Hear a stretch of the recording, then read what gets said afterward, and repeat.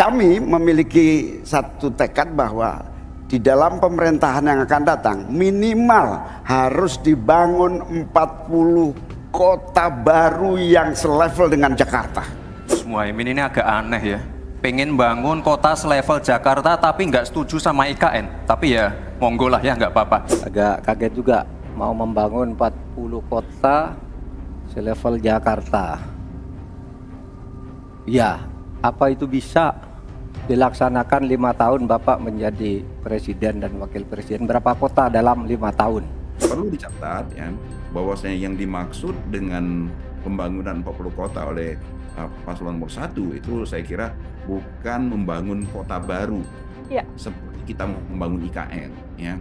Kalau walaupun paslon nomor 1 sekarang ini mengatakan tidak untuk IKN, tetapi sepanjang itu masih di dalam bentuk undang-undang, ya undang-undangnya belum berubah, itu menjadi sebuah kewajiban untuk dilaksanakan oleh presiden terpilih. Pembangunan IKN itu investasi yang belum masuk itu adalah investasi asing. Ya. Investasi swasta sendiri sudah masuk. Program Tribuners on Fokus Tribuners hari ini kembali menjumpai Anda bersama dengan saya Nila Irda. Tribuners, calon presiden nomor urut 1 Anies Baswedan dan juga Muhaimin Iskandar sebagai wakilnya ini berkomitmen untuk kemudian bisa meningkatkan pembangunan 40 kota agar bisa setara dengan Jakarta dibandingkan adanya pembangunan Ibu Kota Nusantara atau IKN. 2 kali rencana ini disampaikan oleh paslon 01 ini saat Muhaimin Iskandar debat cawapres. Kemudian Anies Baswedan di hadapan sejumlah mahasiswa di Jawa Tengah juga sempat memaparkan hal yang sama, bahkan sampai menunjukkan ada setidaknya daftar 40 kota sebagai contoh yang akan disetarakan dengan Jakarta. Lalu apakah hal tersebut realistis untuk dilakukan dan potensi besarnya juga akan berdampak pada ekonomi, termasuk perekonomian di tanah air atau di kota-kota tersebut? Hari ini bergabung bersama dengan saya melalui sambungan Zoom, ini adalah pengamat dan juga founder sekaligus ekonom dari Segara Research Institute. Ada Bapak Peter Abdullah dalam sambungan Zoom bersama dengan saya. Pak Peter, terima kasih sudah bergabung. Terima kasih Mbak Nila sudah mengundang saya. Siap, Selamat terima pagi. kasih disempatkan waktunya. Bagaimana kabarnya Pak Peter, sehat ya Bapak? Alhamdulillah sehat Mbak Nila. Alhamdulillah. Pak Peter, ini saya mau membahas tema hari ini bagaimana kemudian Capres nomor urut 1 ingin membuat atau membangun 40 kota, menyetarakan 40 kota ini layaknya Jakarta. Saya mau minta pengantar dari Pak Peter, apakah kemudian janji dari paslon Anies dan juga Imin ini realistis untuk kemudian bisa dilakukan apabila nantinya terpilih sebagai presiden? Ya, pertama kita harus melihatnya dalam perspektif paslon nomor 1 ya. Yaitu tema yang diangkat oleh paslon nomor 1 sebenarnya utamanya ada di pemerataan ya. Keadilan, pemerataan. Dan saya kira pemikiran untuk melakukan pembangunan secara lebih adil, lebih merata itu memang harus diapresiasi dan itu adalah sebuah keharusan ya. Dan oleh karena itu saya melihat yang saya selalu mengatakan bahwasanya segala sesuatu realistis atau tidak realistis bukan pada targetnya ya. Membangun 40 kota adalah sebuah keharusan, bahkan mungkin lebih dari itu ya.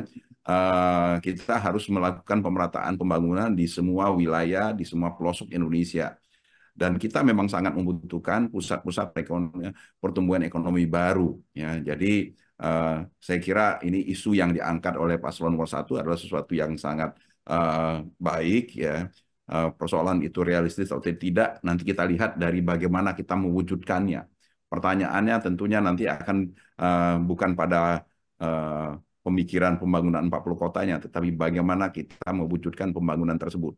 Dan perlu dicatat ya, bahwasanya yang dimaksud dengan pembangunan 40 kota oleh paslon nomor 1 itu saya kira bukan membangun kota baru ya, seperti kita membangun IKN ya, tetapi kita melakukan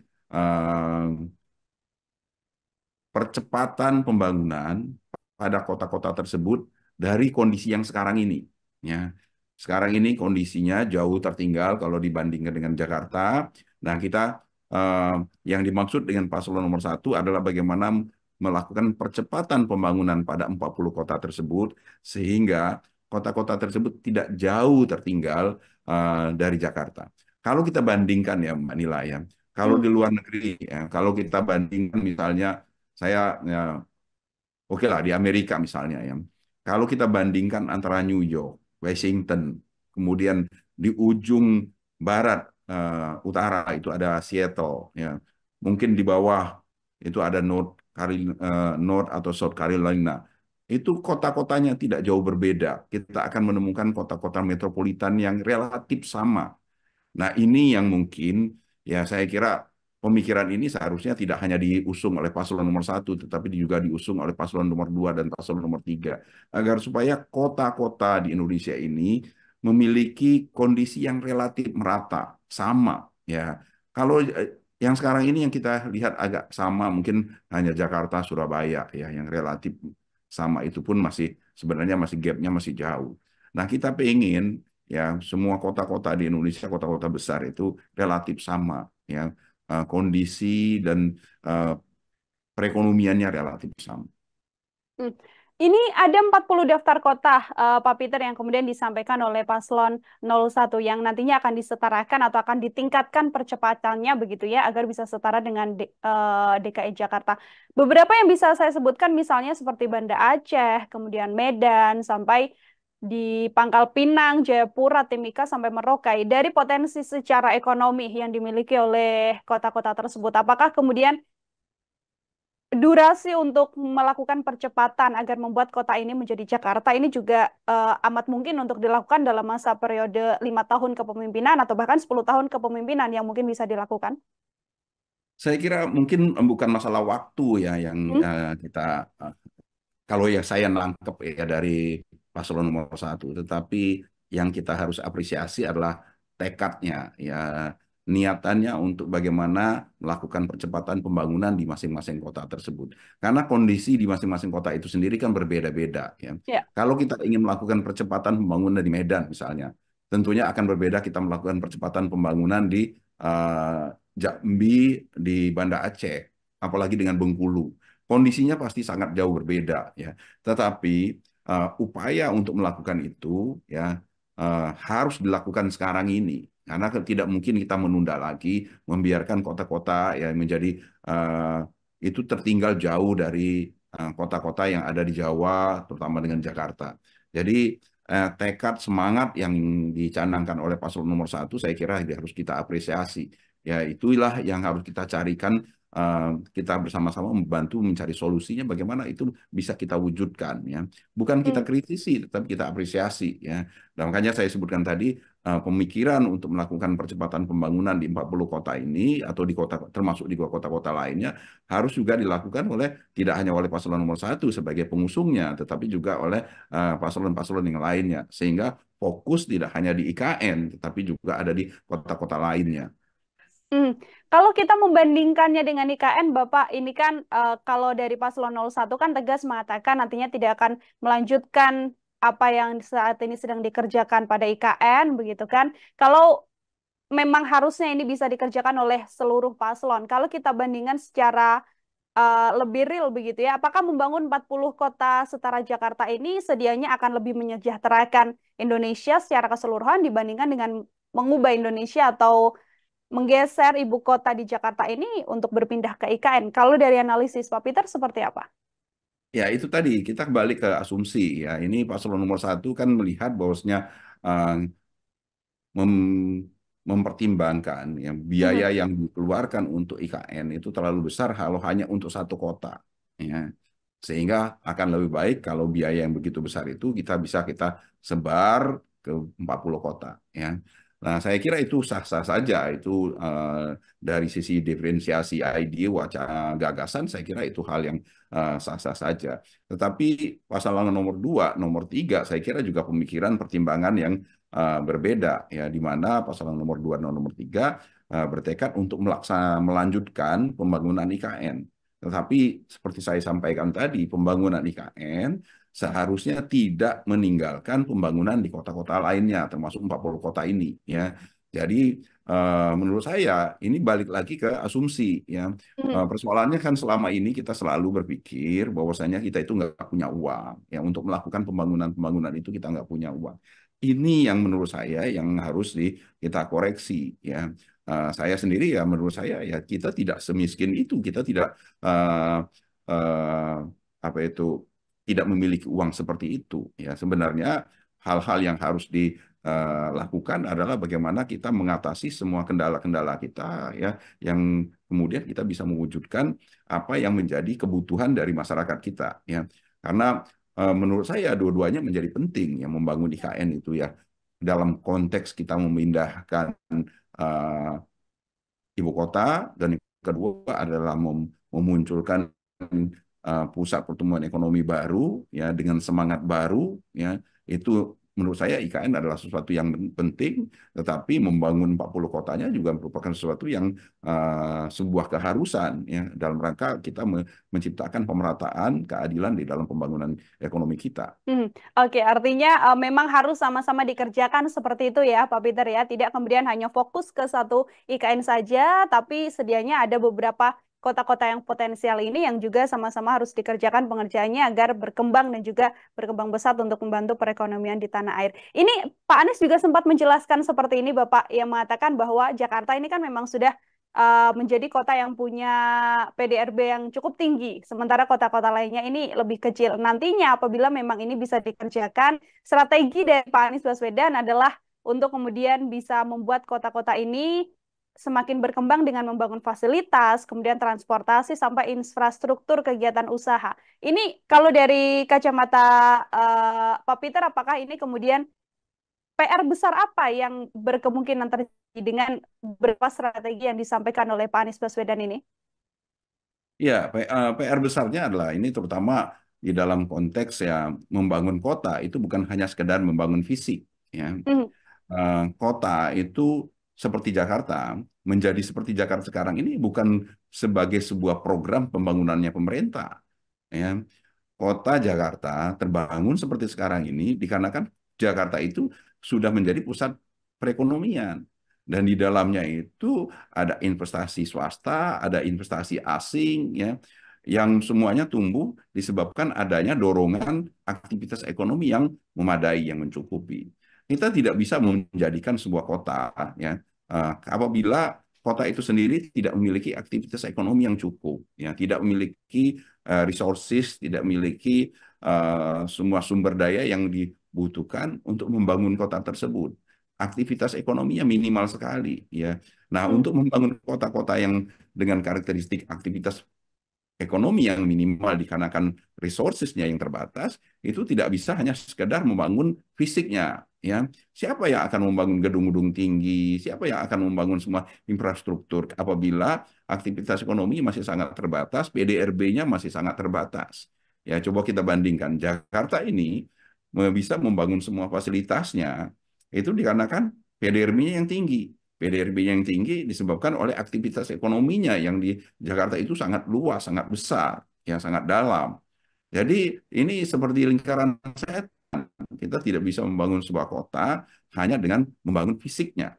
Tetapi kita harus membangun aktivitas ekonominya, menumbuh kembangkan aktivitas ekonominya. Ini yang tidak mudah, ya, yang saya kira akan menjadi tantangan bagi paslon nomor 1 untuk mewujudkannya. Jadi bagaimana kita mengidentifikasi semua potensi-potensi yang ada di masing-masing kota itu untuk kita gerakkan menjadi aktivitas-aktivitas ekonomi yang kemudian bersumbangsi kepada PDRB, bersumbangsi untuk menarik investasi-investasi, baik itu investasi swasta maupun investasi asing. Dan kalau itu bisa terjadi, mewujudkan kota-kota yang setara dengan Jakarta baru bisa kita realisasikan. Ini lalu kemudian nantinya anggaran-anggaran yang bisa digunakan untuk melakukan percepatan terhadap kota-kota atau 40 kota potensi yang disampaikan oleh Paslon 01 ini sedianya yang bisa dilakukan anggaran dari mana, Pak Peter? Ya, itu tadi. Ya, ini seperti ayam sama telur ya. Jadi akan sangat perlu kita cermati dari Paslon nomor 1 bagaimana mereka merencanakan misalnya peningkatan dari tax ratio, ya itu kan berarti kan meningkatkan sumber-sumber penerimaan di dalam APBN agar supaya APBN-nya menjadi bisa lebih besar ya. Dari APBN yang lebih besar itu kemudian bisa dialokasikan anggaran-anggaran untuk membangun kota-kota yang sudah disebutkan tadi, ya. Termasuk juga ya kalau seandainya kan ini IKN itu kan sudah menjadi undang-undang, Mbak Nila, ya. Iya. Jadi walaupun paslon nomor satu, dan saya kira ini juga disampaikan oleh Mas Anies, walaupun paslon nomor satu sekarang ini mengatakan tidak untuk IKN, tetapi sepanjang itu masih di dalam bentuk undang-undang, ya undang-undangnya belum berubah, itu menjadi sebuah kewajiban untuk dilaksanakan oleh presiden terpilih, ya. Jadi itu pun harus dimasukkan di dalam APBN, ya. Bagaimana merealisasikan IKN, dan juga kalau untuk paslon nomor satu harus juga memasukkan anggaran untuk membangun 40 kota, ya. Dan inilah yang menurut saya tantangan besarnya, ya, dengan peningkatan tax ratio, ya, peningkatan APBN, ya, mengurangi, apalagi ada janji mengurangi hutang, ya. Ini berarti kan tantangannya menjadi sangat besar, ya. Saya kira tapi bukan tidak realistis, ya, sekali lagi. Itu akan menjadi tantangan, menjadi yang harus diselesaikan oleh paslon nomor satu, bagaimana memperkaya sumber-sumber penerimaan agar supaya tanpa harus kita menambah utang, terutama utang luar negeri, kemudian kita bisa tetap dengan tax ratio yang tidak semuluk-muluknya paslon nomor 2, ya, karena tax ratio setahu saya target tax ratio-nya paslon nomor satu itu hanya di kisaran 13%, ya. Dan itu menurut saya sesuatu yang realistis juga, ya, dengan kondisi yang sekarang ini. Jadi harus banyak yang dilakukan oleh paslon nomor satu untuk mewujudkan pembangunan 40 kota, dengan catatan masih dimungkinkan untuk membangun IKN apabila amanah dari DPR nanti tetap melanjutkan IKN. Jadi bisa dikerjakan bersama-sama IKN dan juga pembangunan 40 kota yang bisa dilakukan oleh Paslon 01. Pak Peter, ini kalau kita melihat aktivitas ekonomi di IKN, ini kan bisa saya katakan masih cukup gambling begitu ya, karena kan memang bukan seperti Jakarta yang ekonominya ini sudah bisa dibilang cukup tinggi. Apakah IKN apabila nanti dikerjakan bersamaan dan investor tidak ada yang masuk, sementara ini benar-benar membuat kota dari nol begitu. Ini juga bisa menjadi beban apabila bersamaan dikerjakan 40 kota yang akan disetarakan dengan Jakarta. Ini bagaimana analisis Anda, Bapak? Ya, memang pemerintah itu tantangan terbesarnya adalah bagaimana membesarkan sumber-sumber penerimaan, ya. Karena memang kita mengharapkan pemerintah itu melaksanakan program-program yang bisa memunculkan aktivitas ekonomi, ya, termasuk IKN, ya, kemudian termasuk juga membangun 40 kota menurut saya, ya. Dan ini seperti saya jelaskan tadi, tantangannya adalah bagaimana memperbesar sumber penerimaan kita, ya. Dan memperbesar sumber penerimaan itu menurut saya dalam kajian-kajian saya yang sudah saya lakukan sangat mungkin untuk dilakukan, ya. Kita sangat mungkin untuk membesarkan APBN kita, ya, kemudian juga memperbesar tax ratio, ya, dengan semua peluang kebijakan yang mungkin kita lakukan, ya. Nah, khususnya untuk membangun IKN ini, ya, seperti saya sampaikan tadi adalah pembangunan IKN itu investasi yang belum masuk itu adalah investasi asing, ya. Investasi swasta sendiri sudah masuk, ya. Seperti kita ketahui kan sudah ada pembangunan hotel, sudah ada pembangunan rumah sakit yang dilakukan di sana, ya. Dan ini akan terus bergulir. Saya masih meyakini bahwasanya IKN adalah sebuah peluang investasi yang baik, ya. Ini sederhananya gini aja, ya. Kota-kota satelit di Jakarta itu dibangun dari nol, sepenuhnya oleh swasta, ya. Itu pun dilakukan. Apalagi ini dibangun di sebuah lokasi yang menurut saya baik, ya, dan memiliki potensi karena sangat kaya dengan sumber daya alamnya, dan diinisiasi oleh pemerintah. Swasta mana yang tidak tertarik untuk mengikuti, ya. Saya sendiri sangat meyakini bahwasanya IKN itu akan terus bergulir, akan menjadi sebuah proyek yang baik yang akan bisa menjadi kebanggaan kita semua, ya. Nah, investasi asing memang belum masuk sekarang ini dikarenakan memang kalau asing dia pasti akan menunggu, ya, sejauh mana proyek ini akan berlangsung. Sementara tahun ini masih tahun politik ya. Jadi saya kira untuk investor asing mereka masih wait and see. Nah, sementara investor swasta sudah mulai masuk dan pemerintah sudah mulai bergulir ya pembangunan oleh oleh pemerintah dan juga lembaga negara seperti BI ya, OJK, dan kemudian saya kira juga akan diikuti oleh BUMN sehingga pelaksanaan dari pembangunan IKN ini akan berlanjut diikuti oleh swasta yang pada akhirnya akan diikuti oleh asing. Saya meyakini bahwasanya IKN akan menjadi sebuah proyek yang bisa kita banggakan bersama. IKN bisa jadi salah satu proyek yang bisa dibanggakan bersama, termasuk juga kemudian tadi yang juga jadi salah satu keinginan atau janji dari Paslon 01 untuk bisa melakukan penyetaraan 40 kota bisa layaknya Jakarta. Terakhir dari saya, Pak Peter, ini kan kalau kita melihat janji untuk melakukan penyetaraan kesejahteraan begitu disampaikan oleh Paslon 01, sementara 02 dan juga 03 hanya fokus untuk kemudian melanjutkan IKN. 03 masih gambling juga, tapi kemungkinan besar juga akan melanjutkan IKN. Kalau dari Pak Peter sebagai closing statement juga, selain memang IKN juga harus dilanjutkan, penyetaraan apa lagi yang kemudian bisa dilakukan untuk mengembangkan perekonomian di tanah air ini, Bapak? Ya, saya kira tema pemerataan keadilan itu adalah sebuah tema yang sangat relevan dengan kita ya di tengah kondisi ketimpangan yang masih sangat besar ya.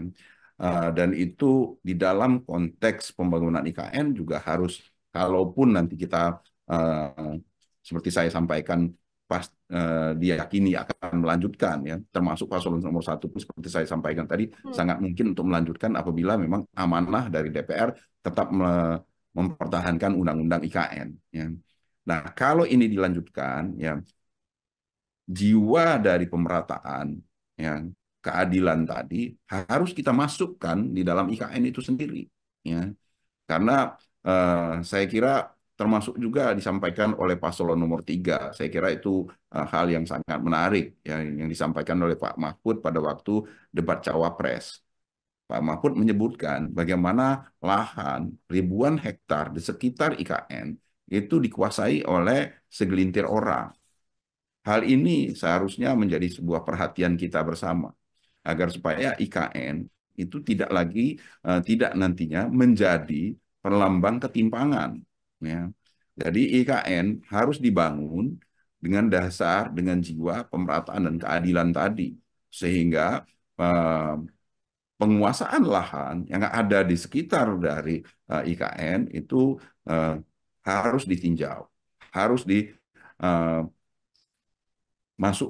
prinsip-prinsip pemerataan dan keadilan, ya. Karena ini balik lagi ke salah satu topik isu di dalam debat Cawapres, bagaimana kita melaksanakan amanah dari reformasi agraria ya.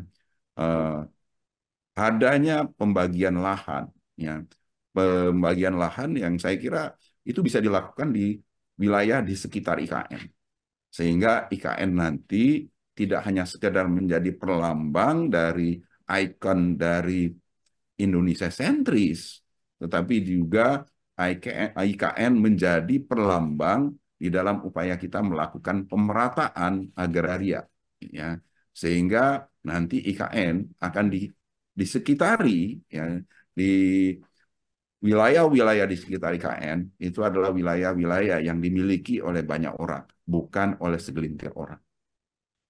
IKN dimiliki oleh banyak orang, bukan hanya sekelintir orang, dan juga kemudian bisa bermanfaat juga untuk seluruh tanah air ini. Seperti itu, Pak Peter. Bapak, terima kasih banyak atas kesempatannya berbincang bersama dengan saya soal tema bagaimana janji ini.